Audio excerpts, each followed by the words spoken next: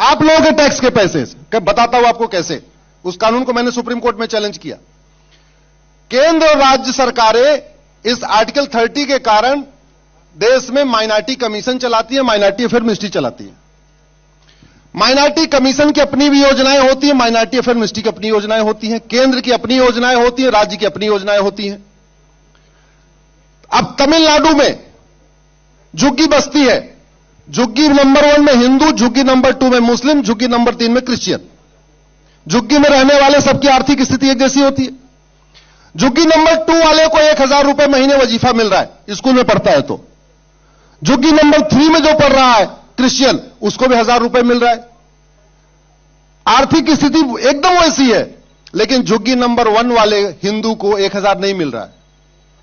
तो गरीब क्या करता, पिता जब एडमिशन कराता है तो नाम तो रहता है राम कुमार, लेकिन रिलीजन वाले कॉलम में लिखवा देता है क्रिश्चियन। अब रिलीजन वाले कॉलम में क्रिश्चियन लिखवा देता है तो डर लगता है कि हर महीने 1000 रुपए ले रहा हूं, कल को कोई जांच हो गई, घर में मूर्ति मिली तो क्या होगा, सारी मूर्ति निकाल देगा। 1000 रुपए महीना ले रहा हूं, होली दिवाली मनाया, किसी ने पकड़ लिया, वीडियो बनाया तो क्या करूंगा, होली दिवाली मनाना बंद कर देगा। 1000 रुपए ले रहा हूं, क्रिश्चियन लिखवा दिया है तो दिखना भी चाहिए, तो क्रॉस पहन लेगा। स्टेट स्पॉन्सर्ड कन्वर्जन भारत में चल रहा है। आप लोगों के द्वारा दिए गए टैक्स के पैसे से माइनॉरिटी कमीशन स्कीम चल रही है, माइनॉरिटी अफेयर मिनिस्ट्री की स्कीम चल रही है, और बाकायदा गरीब हिंदुओं का धर्मांतरण हो रहा है उस 1000, 1500, 2000 रुपए के कारण। 20-25 साल पहले आपने हिंदू बौद्ध का झगड़ा नहीं देखा होगा। आप 25 साल पहले बताइए कभी हिंदू बौद्ध का झगड़ा होता हो। यह हिंदू बौद्ध का झगड़ा शुरू हुआ 1992 वाले माइनॉरिटी कमीशन एक्ट के कारण। अब कानून के कारण हो क्या रहा है कि अगर बौद्ध है तो भी 1000 मिलेगा, लेकिन हिंदू है तो 1000 नहीं मिलेगा।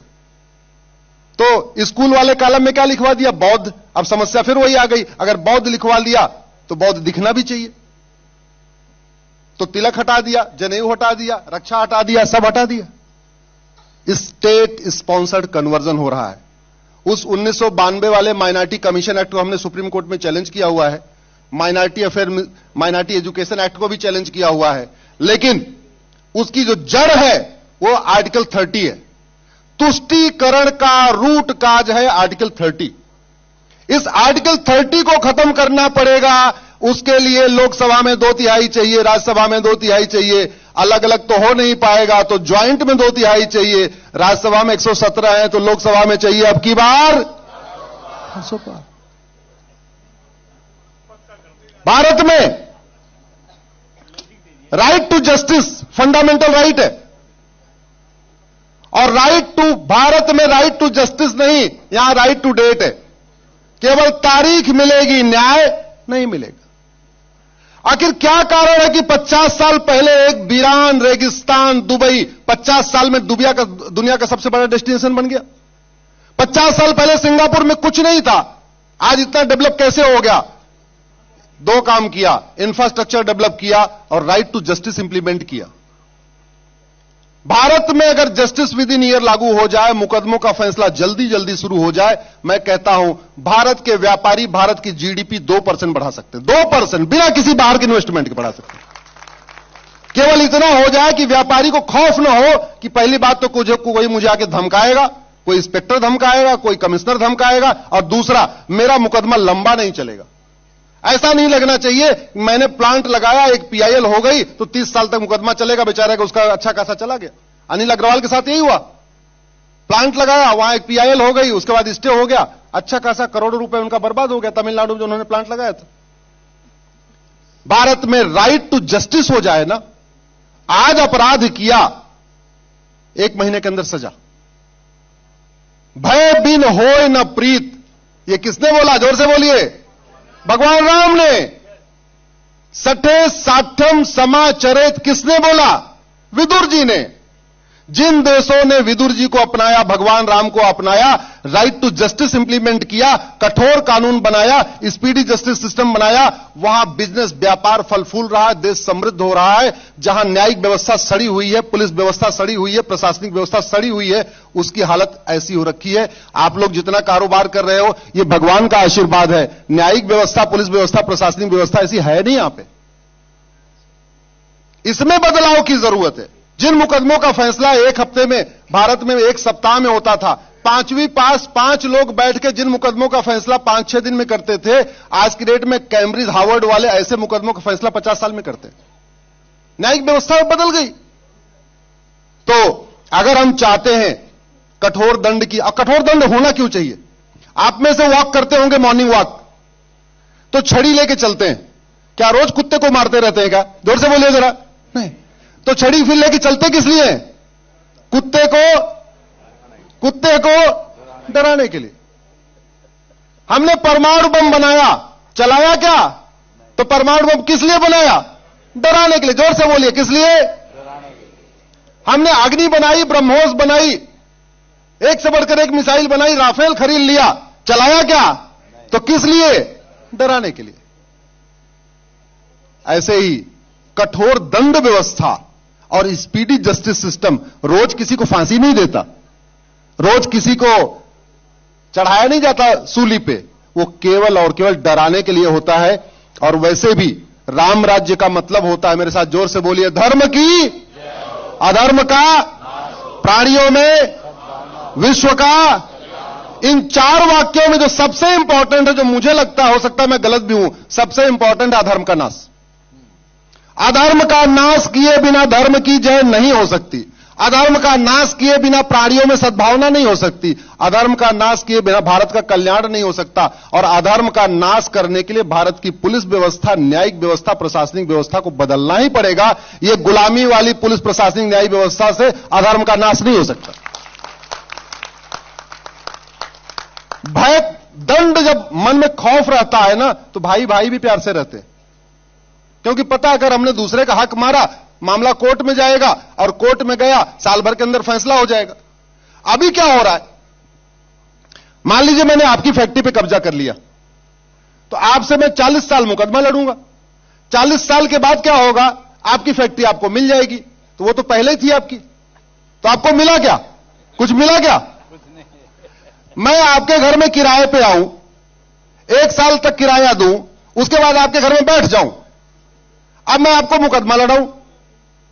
15-20 साल डिस्ट्रिक्ट कोर्ट, 10 साल हाई कोर्ट, 10 साल सुप्रीम कोर्ट, 40 साल के बाद कोर्ट बोले कि नहीं, काम करो, घर खाली कर दो। आपको कुछ मिला क्या?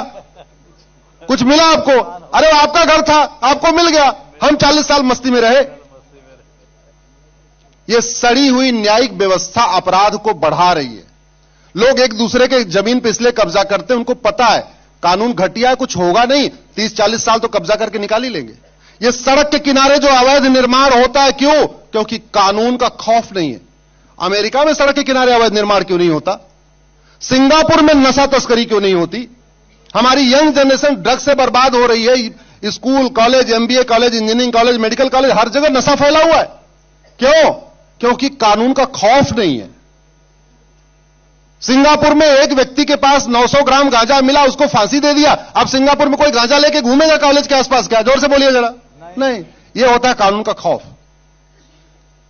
भारत में न्यायिक व्यवस्था को मजबूत करने के लिए मैं सुप्रीम कोर्ट में लड़ रहा हूं, पुलिस व्यवस्था को बदलने के लिए सुप्रीम कोर्ट में लड़ रहा हूं, प्रशासनिक व्यवस्था बदलने के लिए सुप्रीम कोर्ट में लड़ रहा हूं। और 25 से ज्यादा घटिया कानून बनाया कांग्रेस ने, उन सभी कांग्रेसी कानूनों के खिलाफ लड़ रहा हूं। बहुत बढ़िया। वक्फ एक्ट के खिलाफ लड़ रहा हूं, माइनॉरिटी कमीशन एक्ट के खिलाफ लड़ रहा हूं, प्लेस ऑफ वर्शिप एक्ट के खिलाफ लड़ रहा हूं। आपसे केवल इतनी आशा करता हूं कि फेसबुक पे 5-5 हजार फ्रेंड बनाइए और जो गलत चीज है उसको लिखना शुरू करिए। याद रखिए, अंधेरा भगाना है तो दीपक वहां जलाना पड़ेगा। अगर आपकी बात, सही बात जन जन तक नहीं पहुंचेगी तो झूठी बात पहुंच जाएगी।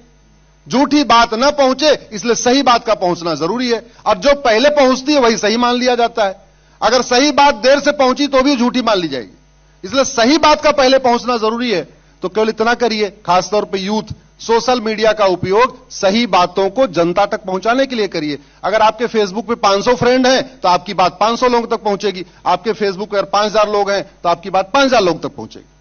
सही बात का पहुंचाना जरूरी है। आप लोग बहुत बड़ी मात्रा में यहां आज इकट्ठा हुए एकल परिवार के लिए। मेरा यह मानना है कि सरकार का जो लक्ष्य है उसमें एकल अभियान का बहुत बड़ा योगदान है। वास्तव में जो सरकार का सपना है सबल भारत, उसमें एकल अभियान बहुत बड़ी भूमिका निभा रहा है। जो सरकार का सपना है एक संपन्न भारत, उसमें एकल अभियान की बहुत बड़ी भूमिका है। सरकार का जो सपना है स्वस्थ भारत का, उसमें एकल अभियान बहुत बड़ी भूमिका निभा रहा है। सरकार का जो सपना है साक्षर भारत का, उसमें एकल अभियान बहुत बड़ी भूमिका निभा रहा है। एकल अभियान समृद्ध भारत भी बना रहा है, एकल अभियान सशक्त भारत भी बना रहा है, एकल अभियान सुरक्षित भारत भी बना रहा है। अगर आपने उन युवाओं को साक्षर करके मुख्य धारा में नहीं जोड़ा होता तो हो सकता है देश के खिलाफ वो काम कर रहे होते, हो सकता है उसी में कोई ड्रग स्मगलर बन जाता, हो सकता है उसी में कोई नक्सली बन जाता, हो सकता है कोई माओवादी बन जाता। तो आपने उनको वहां से रोका है और मुख्य धारा में लाए हैं, और उनको मुख्य धारा में नहीं लाए बल्कि आपने उनको राष्ट्र की एक शक्ति बना दिया है। तो यह शक्ति बनाना बहुत बड़ा काम था। एकल अभियान वास्तव में स्वावलंबी भारत का जो सपना है उसमें बहुत बड़ा योगदान है। और सबसे इंपॉर्टेंट, ये जो जाति भाषा क्षेत्र का जो अलग अलग जहर बोते हैं, एकल अभियान उसमें भी बहुत बड़ी भूमिका निभा रहा है। क्योंकि जहां सरकार नहीं है वहां एकल विद्यालय है, जहां सरकारी स्कूल नहीं है वहां एकल विद्यालय है। तो स्वाभाविक सी बात है, आप लोग ये मत